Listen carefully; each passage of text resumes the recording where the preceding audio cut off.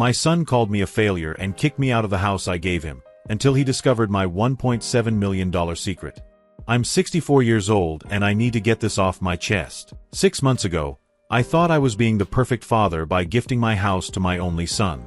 Today, I'm sitting in a modest apartment, watching my son lose everything while finally understanding what kind of person I raised.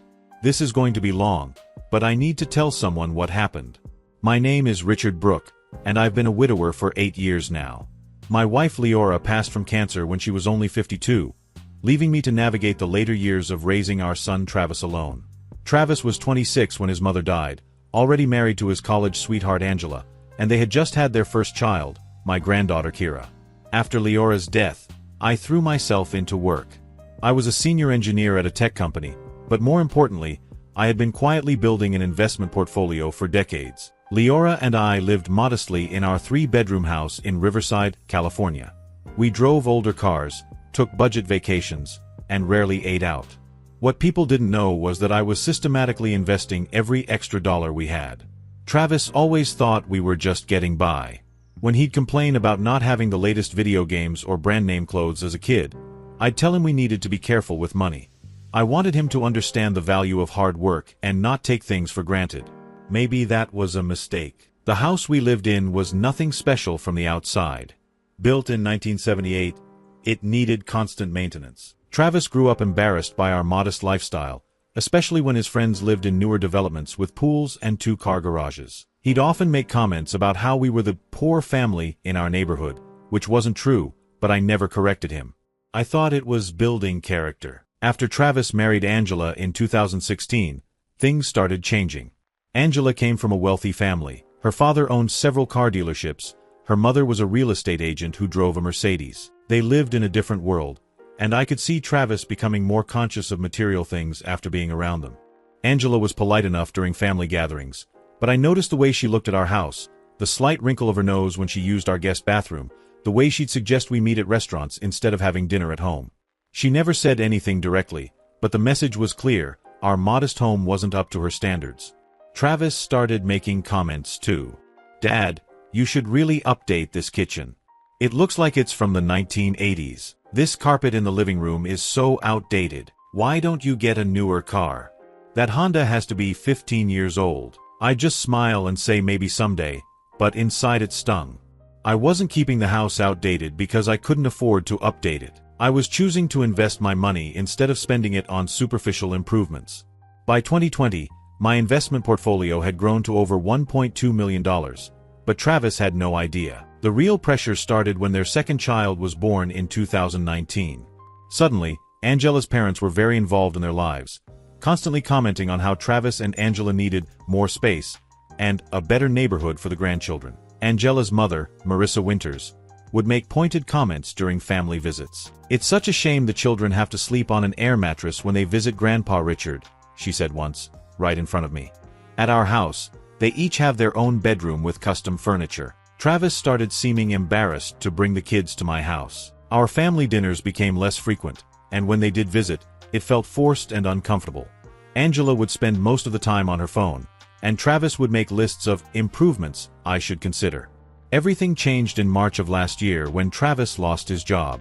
He'd been working as a marketing manager at a mid-sized company, making decent money but nothing spectacular. The company downsized, and Travis was part of the layoffs. With 2 kids, a mortgage on their own modest 3-bedroom house, and Angela working only part-time as a yoga instructor, they were suddenly in financial trouble. That's when the real pressure campaign began. Travis started calling me almost daily, hinting about their financial stress. "Dad, I don't know how we're going to make the mortgage payment next month. Kira needs new school supplies, but we're so tight right now. Angela's been crying because she thinks we might lose the house." Angela's parents swooped in with their solution. Travis and Angela should move in with me temporarily, so they could save money and get back on their feet. But my house barely had space for me, let alone a family of 4. That's when Travis suggested something I should have seen coming. "Dad, what if you just signed the house over to us? You don't need all that space, and we could really use it. You could move into a senior living community. Wouldn't that be nice? No more yard work or maintenance to worry about." I was shocked. This was my home, the place Leora and I had built our life together. But seeing my son struggle, Seeing my grandchildren stressed about their parents' financial situation, I started to consider it. Maybe it would be the ultimate act of love and generosity. The pressure intensified over the following weeks. Angela's parents joined the campaign, with Marissa calling me directly to discuss what's best for everyone. "Richard," she said in that tone wealthy people use when they think they're being practical, "you're getting older, and that house is becoming a burden. Travis and Angela could really make something of that property, and you'd be free to enjoy your retirement without all those responsibilities." Her husband Darian was more direct. "Look, Richard, you've never been much of a provider. This is your chance to finally do something meaningful for your son's family. Stop being selfish and think about what's best for the grandchildren." That comment about never being much of a provider cut deep. These people had no idea what I'd sacrificed or what I'd built. They saw our modest lifestyle and assumed I was unsuccessful. The irony was devastating, but I kept quiet about my investments. I'd always been private about money, a lesson learned from my own father who'd warned me that people treat you differently when they know you have wealth. The emotional manipulation reached a peak one evening in late July. Travis came over alone, looking defeated and desperate. "Dad, I need you to understand something," he said, sitting across from me at the kitchen table where Leora and I had shared thousands of meals. "Angela's parents think I'm a failure because I can't provide for my family. They're talking about offering to let Angela and the kids move in with them if I can't get my act together. I might lose my family." He started crying, something I hadn't seen since he was a child. "Please, Dad. I know it's a lot to ask, but if you could just transfer the house to us, it would solve everything. We could refinance, get some cash out to pay off our debts, and I'd have time to find a good job without the pressure." My heart broke watching my only child in such pain. Against every instinct I had, I agreed to sign the house over to him. We arranged to meet with a lawyer the following week to handle the transfer. The legal process was surprisingly simple. I signed a quitclaim deed transferring ownership of the house to Travis Brooke. The lawyer asked several times if I was sure about the decision, but I insisted it was what I wanted. Travis seemed so grateful, hugging me tightly and promising that this was just temporary, that once he got back on his feet, we'd figure out a more permanent arrangement. "You'll always have a home with us, Dad," he said. "This house will always be your house too." I should have gotten that promise in writing. For the first few weeks after the transfer, nothing changed. I continued living in what was now legally Travis's house, and he continued job hunting while Angela's parents provided their temporary financial support. I was actually feeling good about my decision, proud that I'd been able to help my son in his time of need. The first red flag came in early September when Travis announced that Angela's parents had offered to pay for some necessary improvements to the house. New flooring, updated kitchen appliances, fresh paint throughout. I was fine with improvements, but I wanted to be consulted on decisions since I was still living there. "Dad, you don't need to worry about any of this," Travis said dismissively. "Darian and Marissa have great taste, and they're paying for everything. Just let them handle it." When I tried to express preferences about paint colors or flooring choices, Angela would give me patronizing smiles and say things like, "Oh, Richard, trust me on this. You'll love what we pick out." The renovations began in October, and suddenly my daily life was chaos. Construction workers throughout the house, my belongings packed away in boxes, dust and noise from morning until evening. When I complained about the disruption, Travis told me I was being ungrateful. "Dad, they're spending their own money to improve your living situation, and you're complaining? Maybe you should stay at a hotel for a few weeks until the work is done." That's when it hit me. This was no longer my home. Legally, I was just a guest, and I was being treated like an inconvenient one at that. Things got worse in November. Travis found a new job, a better-paying position at a marketing firm in downtown Los Angeles. The commute from Riverside was long, so Angela's parents suggested the family might need to look at houses closer to Travis's work. "It's just a consideration," Angela explained when I overheard them discussing it. "We want to make sure Travis has the best opportunities for career advancement." Around the same time, I started noticing changes in how they talked to me. The respectful "Dad" from Travis became "Richard" in certain conversations. Angela stopped asking about my day or including me in family discussions. Even the grandchildren seemed to sense the shift.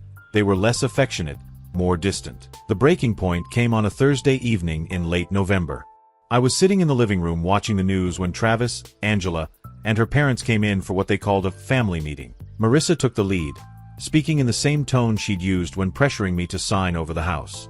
"Richard, we've been discussing your situation, and we think it's time to make some changes that will benefit everyone." "What kind of changes?" I asked, though I was already dreading the answer. Darian leaned forward, his expression serious. "You're 64 years old, Richard. You should be thinking about your future, about what happens when you can't take care of yourself anymore.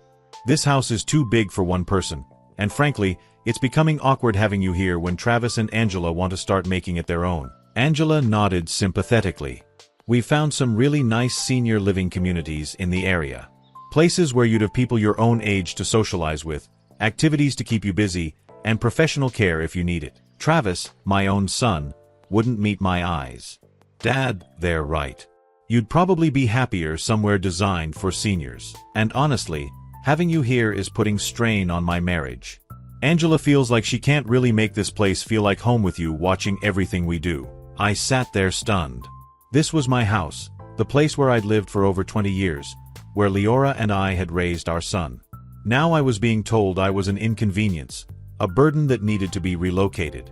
"This is my home," I said quietly. "I gave you the house to help you, not so you could kick me out." Marissa's mask slipped for a moment, revealing her true feelings. "Richard, let's be honest here.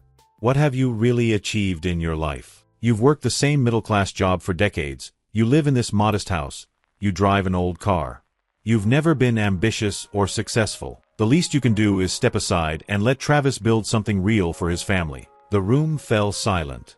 Travis still wouldn't look at me, Angela was studying her fingernails, and Darian was nodding in agreement with his wife's brutal assessment. "You think I haven't achieved anything?" I asked, my voice barely above a whisper. "Look around, Richard," Marissa continued, warming to her theme.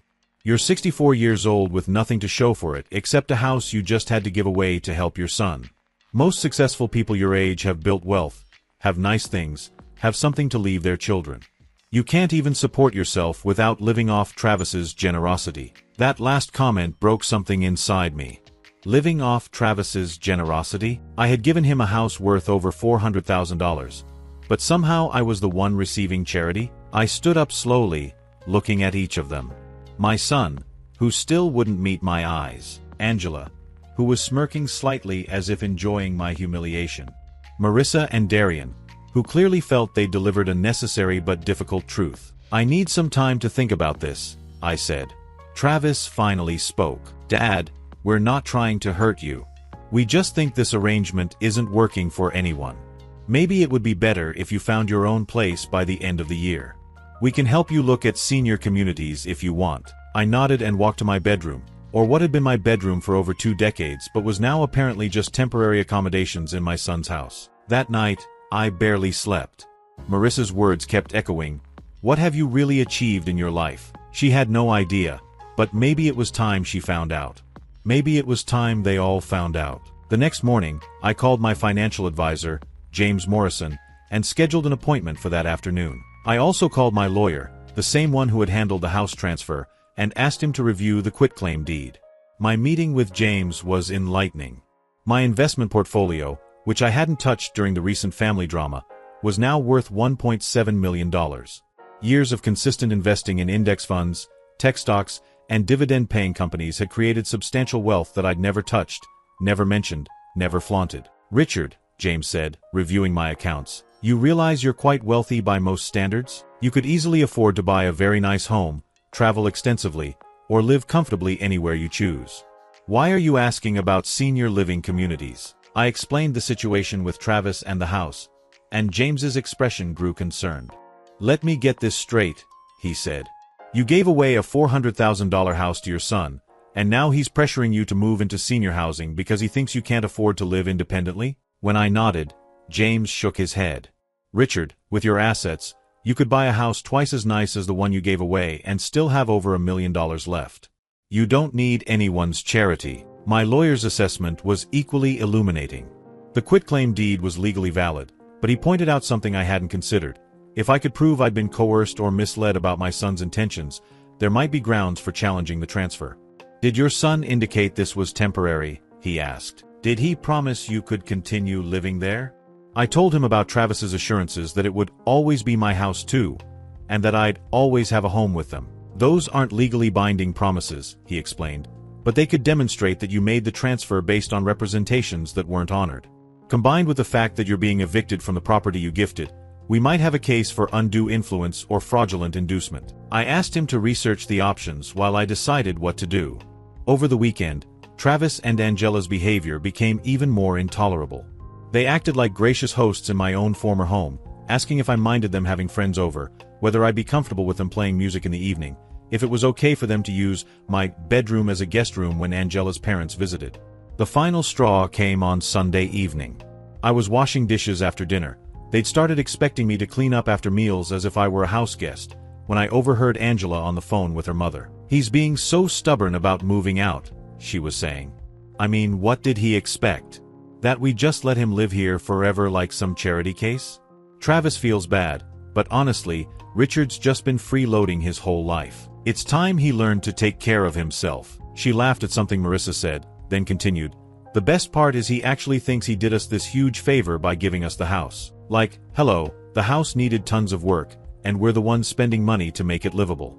If anything, we're doing him a favor by taking it off his hands." I stood there holding a dish towel, listening to my daughter-in-law mock the generosity I'd shown their family.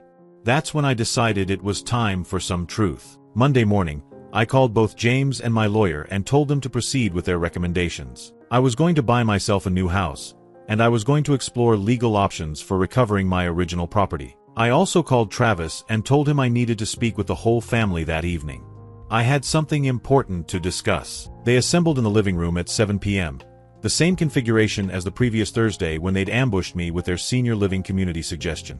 This time, I was prepared. I started quietly. "Last week, Marissa, you asked me what I'd achieved in my life. You suggested I was unsuccessful, that I'd never built anything meaningful, that I couldn't support myself." Marissa looked satisfied, as if pleased I was finally accepting her assessment.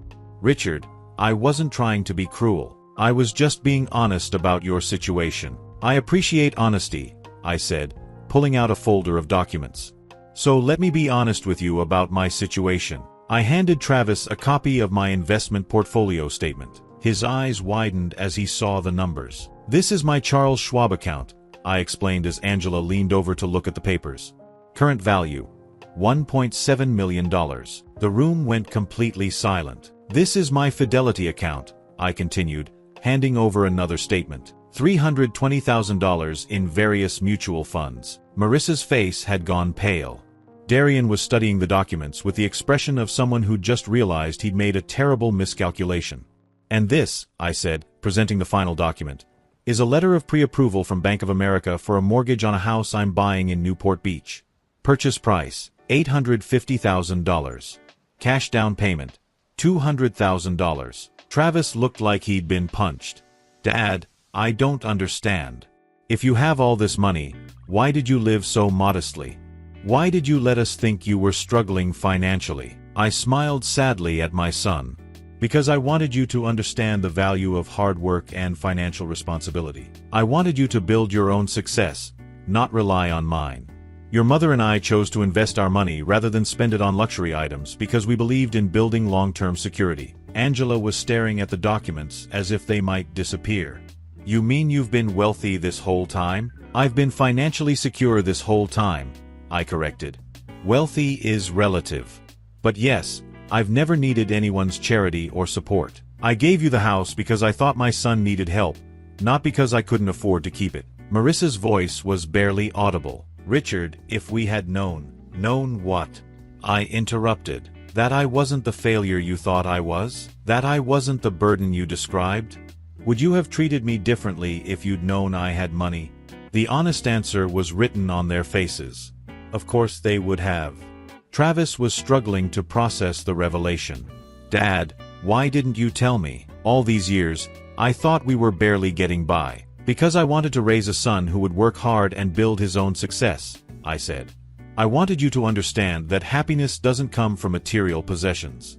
But somewhere along the way, you decided that financial worth determines personal worth. You married into a family that judges people by their wealth, and you started judging me the same way." I stood up, gathering my documents. "I've put an offer on a house in Newport Beach. I'll be moving out by the end of next week. Since you've made it clear I'm not welcome in the home I gave you, I'll build a new home where I am welcome. Angela found her voice. Richard, I think there's been a misunderstanding. We never said you weren't welcome. I turned to look at her. Angela, I heard you on the phone with your mother yesterday. You called me a freeloader and said I'd been freeloading my whole life. You laughed about me thinking I'd done you a favor by giving you the house. Her face flushed red. She'd been caught. Travis looked devastated. Dad, I had no idea Angela said that. That's not how I feel, isn't it? I asked. Travis, you told me that having me in the house was straining your marriage because Angela couldn't make it feel like home with me watching everything she did. You agreed I should move to a senior community. You stopped calling me Dad and started calling me Richard. You treated me like an unwelcome house guest in the home I gave you. The silence stretched on as they processed not just the financial revelation, but the cruelty of their behavior towards someone they now realized didn't need their help at all. Finally, Darian spoke up. Richard, obviously we misjudged your situation. Maybe we can work something out where you stay here and we all make this arrangement work better. I almost laughed. Darian, a week ago your wife told me I'd achieved nothing in my life and suggested I was a burden on your daughter's family. Now that you know I'm financially independent, suddenly you want to work things out? That tells me everything I need to know about your character. I headed toward the door, then turned back. I'll be out by Friday. Travis, you can keep the house, but understand that this is the end of my financial assistance to your family. You're on your own now, which is apparently what you wanted. As I reached the doorway, Travis called after me. Dad, wait. Can we please talk about this? I think we can fix this. Some things can't be fixed, son, I said. Some things can only be learned from. The next few days were awkward but efficient. I packed my belongings, arranged for movers, and finalized the purchase of my new house. Travis tried several times to initiate conversations about working things out, but I wasn't interested in his sudden change of heart. Angela's parents mysteriously became unavailable during this period. No more family meetings, no more helpful suggestions about my living situation. Marissa and Darian seemed to have suddenly remembered pressing engagements elsewhere. On Friday morning, as the movers loaded the last of my boxes, Travis made one final attempt to mend things. Dad, I know I screwed up. I let Angela's parents influence me, and I said things I didn't mean. But you're my father.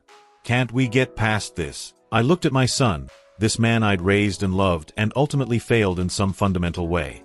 Travis, I gave you a house worth over $400,000 because I thought you needed help. Instead of being grateful, you decided I was a burden and tried to get rid of me. The moment things became inconvenient for you, you chose your in-laws' opinion over your own father's dignity. His eyes filled with tears. I know I was wrong. But can't you forgive me? Forgiveness and trust are different things, I said. I can forgive you for being influenced by people who judged me unfairly. But I can't trust you to prioritize our relationship when it conflicts with your other interests. I got into my car and drove away from the house where I'd spent over 20 years building a life and raising a son who had just taught me that blood relationships don't guarantee loyalty or love. My new house in Newport Beach was everything my old house wasn't: modern, spacious, with ocean views and luxury finishes. But as I walked through the empty rooms that first evening, I felt mostly sadness. This wasn't how I'd imagined spending my retirement years. Over the following weeks, I focused on settling into my new life. I hired a housekeeper, joined a local gym, and started exploring the cultural offerings of my new city. The financial freedom I'd built over decades finally became a daily reality rather than just numbers on investment statements. Travis called periodically, but our conversations were stilted and uncomfortable. He'd ask how I was settling in, mention things about the kids, and occasionally hint at wanting to visit, but I could tell his heart wasn't in it. Angela's influence was still strong, and I suspected she was less than enthusiastic about maintaining a relationship with me now that my financial resources were off limits. 2 months after I moved out, Travis called with news that didn't surprise me much. Dad, I lost my job, he said, his voice heavy with defeat. The company restructured, and my position was eliminated. I waited for him to continue, but he seemed to expect a response. I'm sorry to hear that, I said neutrally. The thing is, he continued, we're back in the same financial situation as before. Maybe worse, because now we have a higher mortgage payment after the refinancing we did for the renovations. Again, I waited. I was wondering, he said hesitantly, if maybe you could help us out temporarily. just until I find another position. The audacity took my breath away. After everything that had happened, after being told I was a burden and a failure, after being kicked out of my own home, he was asking for money. "Travis," I said carefully, "2 months ago you and your wife's family made it very clear that you didn't want me in your life. You decided I was a freeloader who had never achieved anything worth mentioning. Now you want my financial help. That's different," he said quickly. "That was about living arrangements. This is about family helping family in a crisis." "Family," I repeated. "Travis, when I was facing the crisis of being homeless because my son kicked me out of the house I gave him, where was the family help then?" He was quiet for a long moment. "Dad, I know we handled that poorly. But we're talking about Kira and Mike now. They're innocent in all this." It was a low blow, using the grandchildren as emotional leverage, but not unexpected. "You're right," I said. "Kira and Mike are innocent. Which is why I've opened education funds for both of them that they'll be able to access when they turn 18. But as for helping you and Angela with your financial problems, I'm not interested. Dad, please. We're family." "Travis, you taught me that family is conditional. When I was convenient and helpful, I was family. When I became inconvenient, I was a burden to be relocated. I'm simply applying the same logic." I hung up, and he didn't call back. A month later, I got an unexpected call from my lawyer. Travis was challenging the house transfer, claiming he'd been misled about my financial situation and arguing that if he'd known about my wealth, he never would have accepted the house. The irony was staggering. He was essentially arguing that he'd only taken the house because he thought I was poor, and now that he knew I was wealthy, he wanted to give it back, presumably so I could give him direct financial support instead. My lawyer was confident we could defend against the challenge, but suggested we consider a counterclaim for fraudulent inducement based on Travis's broken promises about my continued residence. "Let me be clear about this," he explained. "If we pursue this route, we're arguing that you gave him the house based on his promise that it would remain your home, and since he broke that promise, the transfer should be voided." "What would that mean practically?" I asked. "If successful, you'd get the house back. He'd be responsible for reimbursing you for any money he took out during refinancing. Given that property values have increased, he could end up owing you a substantial amount." I thought about it for several days. Did I want my old house back? Not really. I was happy with my new life in Newport Beach. But did I want to let Travis profit from his deception and then try to manipulate me into further financial support? Absolutely not. I told my lawyer to file the counterclaim. The legal battle that followed was ugly and public. Local newspapers picked up the story, "Wealthy Father and Son Battle Over House Gift," made for compelling headlines. Travis's position looked particularly bad in print. He'd kicked out his father from a house the father had given him, then sued to return the house when he discovered his father was wealthy, all while asking for direct financial support. The case never went to trial. Travis's lawyer advised him to settle, presumably after explaining how his behavior would look to a jury. The settlement gave me back the house, required Travis to repay the $85,000 he'd taken out in refinancing, and established a legal boundary preventing him from contacting me except through lawyers.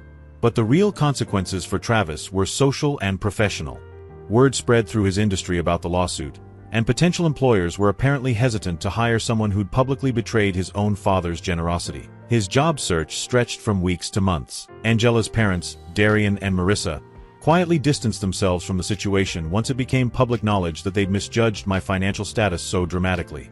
The social embarrassment of having bullied a millionaire while calling him a failure was apparently too much for their reputation in their wealthy social circles. Worse for Travis, Angela began to see him as a liability. Her parents' initial assessment that she'd married beneath herself seemed to be proving true.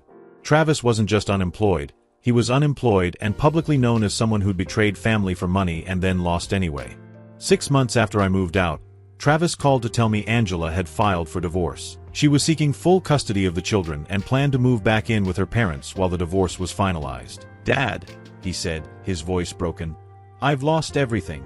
My job, my wife, my kids, the house. I know I brought this on myself, but I don't know what to do." For the first time in our conversation, I heard real remorse and genuine humility.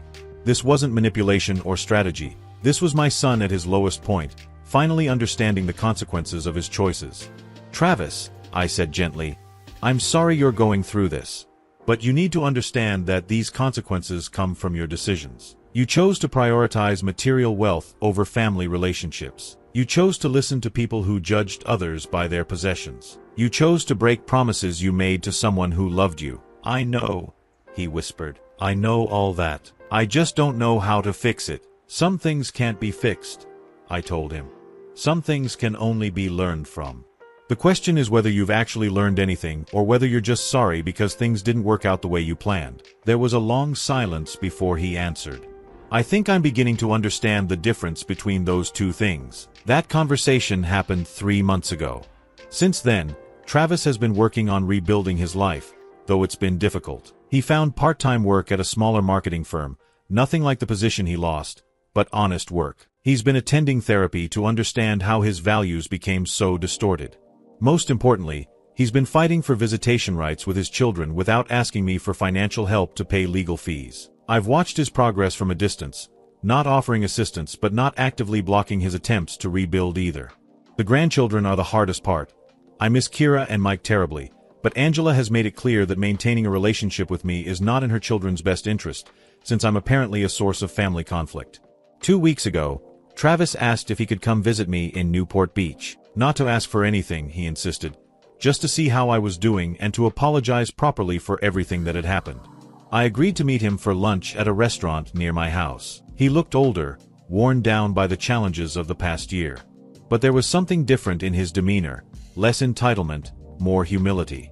He apologized not just for his actions, but for the values that had driven those actions. Dad, I spent so many years thinking that success meant having expensive things and impressing other people. When Angela's parents came into our lives, I started seeing our family through their eyes instead of appreciating what we actually had. He paused, staring at his coffee. I threw away a relationship with a father who loved me enough to give me his house because I was embarrassed that our house wasn't fancy enough for my in-laws. How stupid is that? I didn't answer immediately. I was watching my son grapple with understanding that had come too late to prevent tremendous pain for both of us. Travis, I finally said, the house was never the real issue. The real issue was that you started measuring people's worth by their wealth, and when you thought I didn't have wealth, you decided I didn't have worth. That's what I can't forgive. He nodded, tears in his eyes. I know. I know that's what I did, and I know how wrong it was. I just don't know if there's any way to earn back your trust. I considered his question carefully. I don't know either, I admitted. But I appreciate that you're asking the right questions now instead of making demands like you used to. We parted cordially, but without any promises about future contact or relationship repair. I told him I needed to see consistent change over time before I could consider rebuilding trust. Last week, I got a call from my old neighbor, Mrs. Halston, who still lived next door to my former house. Travis had been coming by regularly to maintain the yard and handle basic upkeep, even though I hadn't asked him to and wasn't paying him for it. He's been taking good care of the place, she told me. Seems like he's learned something from all this trouble. Maybe he has. Maybe this whole painful experience taught him something about priorities and values that he couldn't have learned any other way. Or maybe he's just going through the motions, hoping to manipulate his way back into my good graces and access to my financial resources. Time will tell. What I do know is that I'm finally living the life I could have afforded all along but chose not to because I thought it would be better for my family. I have a beautiful home, financial security, and the freedom to pursue interests I'd put off for decades. I've started traveling, something Leora and I always planned to do someday, but never got around to before her illness. I've also started volunteering with a local organization that helps seniors who are being financially exploited by family members. It's unfortunately common, and many of the cases involve adult children who assume their parents are helpless and take advantage of that perceived vulnerability. My experience has given me insight into how these situations develop and how to help people protect themselves. The irony isn't lost on me that I'm now using my financial resources to help other people in situations similar to what my son thought mine was. The difference is that I'm helping people who are actually vulnerable, not people who simply assumed I was vulnerable because I lived modestly. I've been thinking about setting up a foundation focused on financial literacy and elder care advocacy. It would be a way to put my wealth to meaningful use while honoring Leora's memory and the values we tried to instill in Travis before he lost his way. The foundation would provide resources for seniors to understand their rights, detect financial abuse, and plan for their future independence. It would also offer education programs for adult children about respecting their parents' autonomy and not making assumptions based on lifestyle choices or appearances. I'm planning to name it the Leora Brooke Foundation for Family Financial Ethics. She always believed that money should bring families together, not tear them apart, and she would have been heartbroken to see what happened between Travis and me. Whether Travis will ever be part of that foundation's work remains to be seen. Right now, he's focused on rebuilding his own life and learning to be the kind of father to his children that he failed to be a son to me. That's probably where his energy needs to be. I miss my grandchildren terribly. Kira is now 8 and Mike is 6, and I've missed so much of their growth over the past year. Sometimes I see families at the beach near my house, grandparents playing with their grandchildren, and I feel the loss acutely. But I also know that children need stability and consistency, not the drama and conflict that would come with forcing visitation rights while their parents are going through a difficult divorce. I've set up trust funds for both Kira and Mike that they'll be able to access for education and getting started in their adult lives. It's my way of ensuring they benefit from their grandfather's success even if we can't have a relationship right now. Maybe someday, when they're older, they'll understand what happened and decide for themselves whether they want to know me. Angela's parents, Darian and Marissa Winters, learned an expensive lesson about judging people by appearances. Word spread quickly through their wealthy social circles about how badly they'd misjudged my financial situation. The story of the poor grandfather who turned out to be a millionaire while they called him a failure became a cautionary tale at their country club. I heard through mutual acquaintances that Marissa had to resign from several charity boards where she'd made comments about people who don't plan properly for retirement, and the burden adult children face when their parents don't build wealth. The irony of her situation was apparently too much for the other board members to overlook. Darian's car dealership business also suffered some social backlash. Several customers who knew the story decided to take their business elsewhere, citing concerns about doing business with someone who would treat an elderly family member so poorly. In their world of reputation and social standing, their behavior toward me became a significant liability.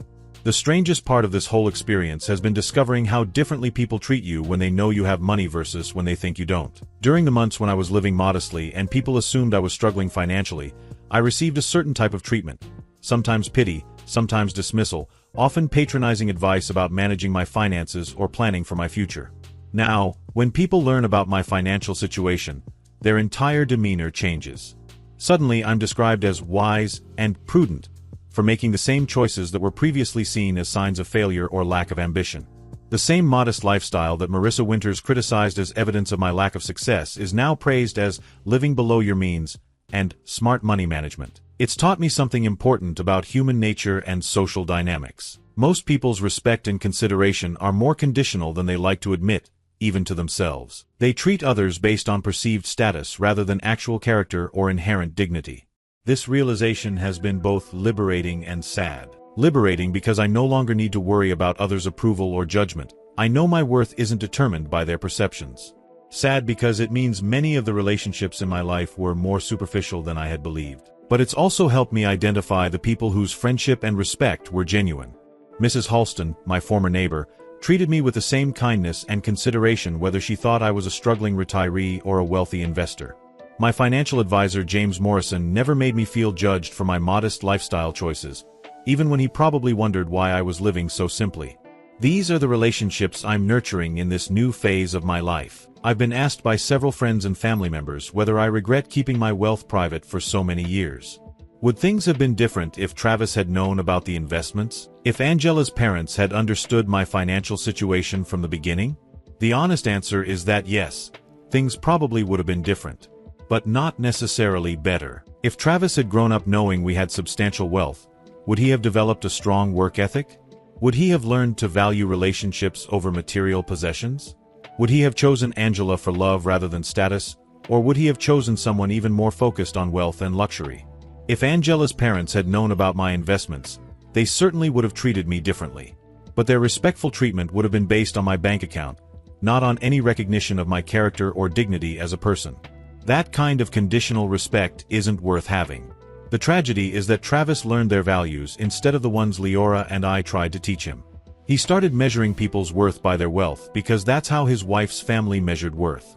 When he thought I lacked wealth, he decided I lacked worth. I don't regret keeping my financial situation private. I regret that my son turned out to be the kind of person who would treat someone differently based on their perceived economic status.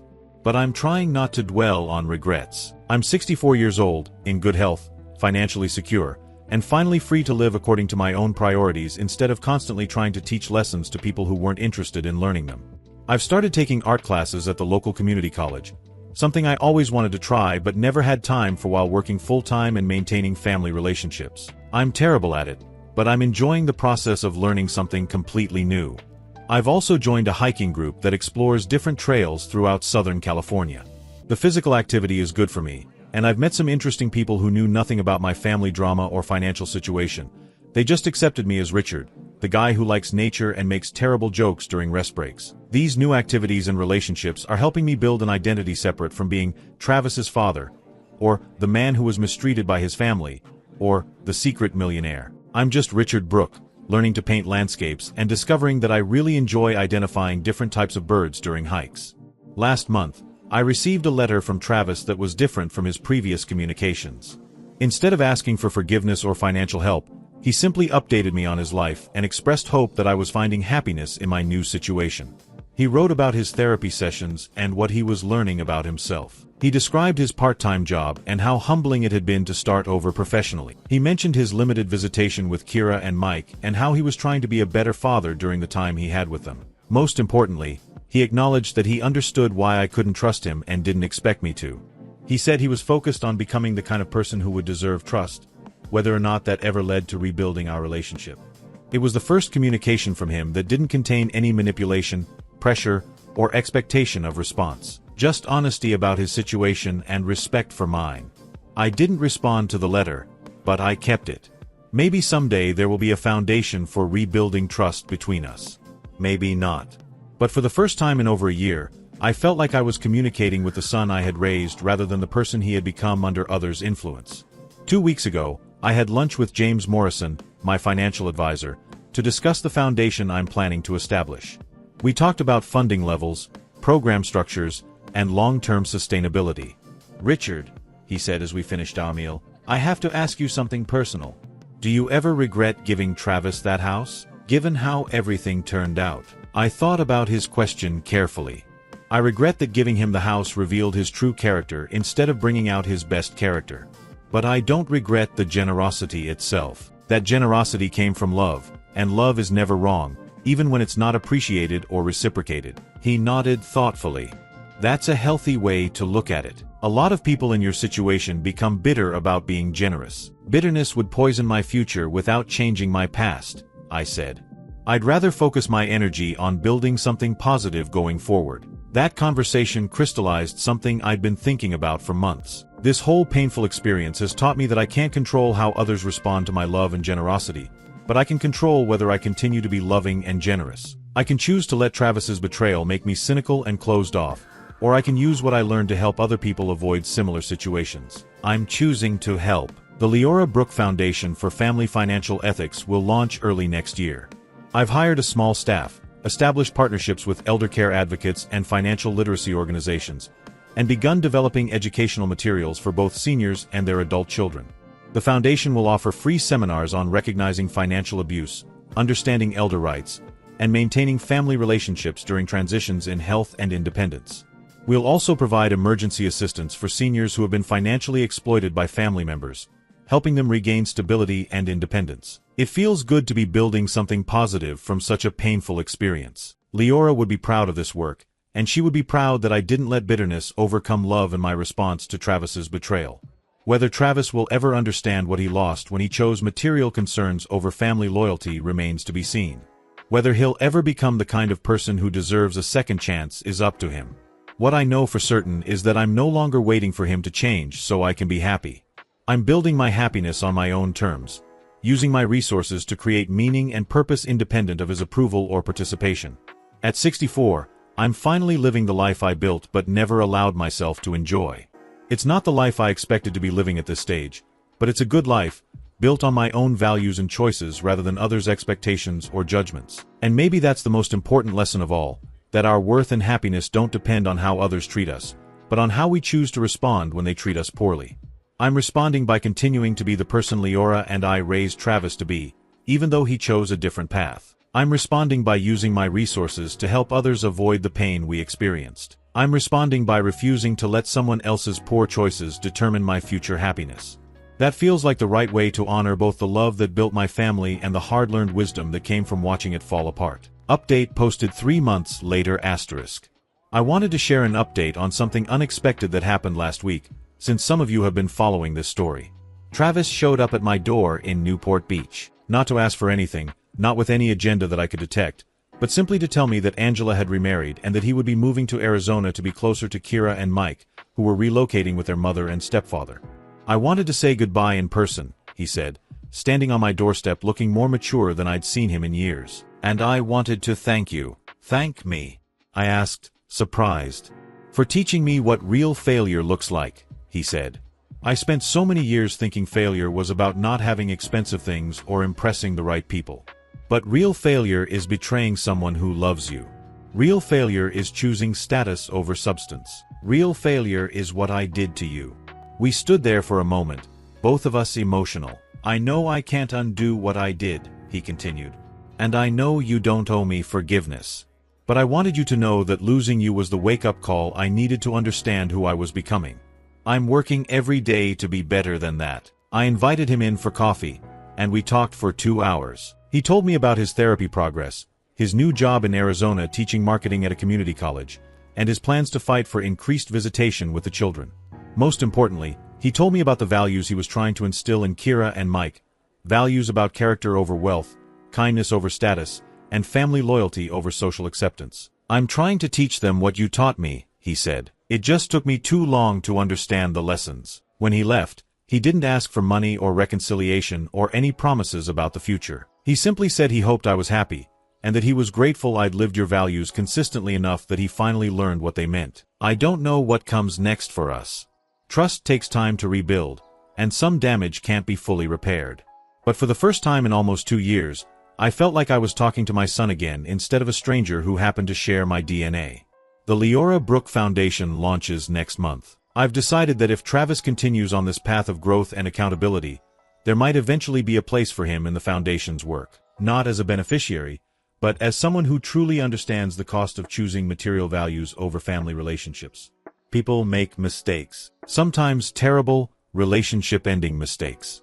But people can also choose to learn from those mistakes and become better versions of themselves. I'm not ready to trust Travis again, but I'm willing to watch and see if his actions match his words over time. That feels like progress for both of us.